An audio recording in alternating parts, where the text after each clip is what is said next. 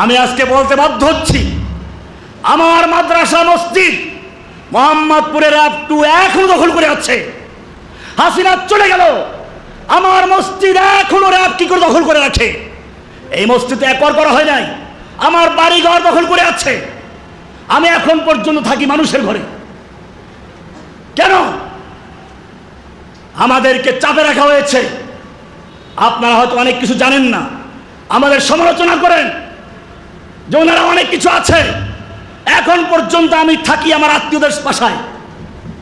গত রাত্রে ছিলাম একটা অফিসে, কোথায় থাকি জানেন না, আজকে সে অফিস থেকে সরাসরি চলে আসছি খাইছি একটা হোটেলে।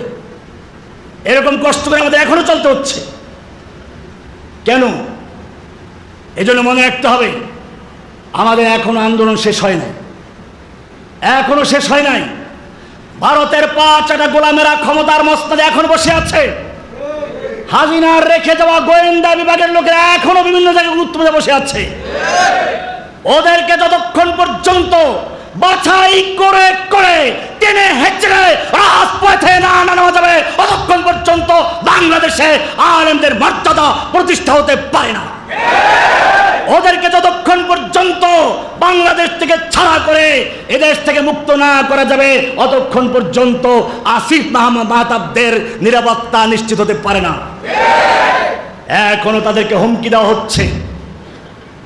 ওদের রেখে যাওয়া কতগুলো পত্র পত্রিকা আছে, যারা এখনো ইসলামের বিরুদ্ধে কোনো কিছু হলেই সেটা ব্যাপকভাবে প্রচার করে। ইসলামকে ধ্বংস করার জন্য এরা এজেন্ডা নিয়ে কিছু পত্রিকা মাঠে নেমেছে, যাদের প্রতিষ্ঠা লগ্ন থেকে ইসলামের বিরুদ্ধে কাজ করেছে। এরা এদেশের মুসলিমদের মধ্যে যে সকল আলেমদেরকে মনে করে কোরআন হাদিসের সঠিক কথা বলে, যুবকদের চেতনা জাগ্রত করতে পারে, ঘুমিয়ে থাকা যুবকদেরকে সজাগ করতে পারে, সেই সব আলেমদেরকে বাছাই করে করে তাদের বিরুদ্ধে প্রতিবেদন তৈরি করে তারপরে বিশ্ব মিডিয়ার সামনে তুলে ধরে এদেরকে জঙ্গি বানাবার চক্রান্ত করে। আমাকে সেটাই করা হয়েছিল। আমি সেই মিডিয়ার চক্রান্তের শিকার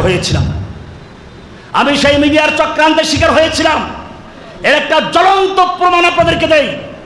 আমাকে যখন দিনে দুপুরে অপহরণ করে জামিনের থেকে মুক্তি না দিয়ে অপহরণ নিয়ে গেল, সেই সময় যারা প্রতিবেদন তৈরি করেছিল তারা কি জেনে বুঝে করেছিল না না জেনে করেছিল? জেনে বুঝে করেছিল। তাহলে কেন করেছিল? ওরা জানে জসিমউদ্দিন রহমানি মুক্ত হওয়া মানে হচ্ছে এদেশের তাওহীদি জনতার ঈমানি চেতনায় আবার করে নতুন আগুন জ্বালানো। ওদের কলিজায় ভয় লেগে গিয়েছিল। জেনে রাখবে, ওদের ভয় বাস্তবায়ন করার জন্য, ওদের কলিজায় আগুন ধরাবার জন্য ইনশাআল্লাহ আবার তোমাদেরকে মারে নামতে হবে ইনশাআল্লাহ।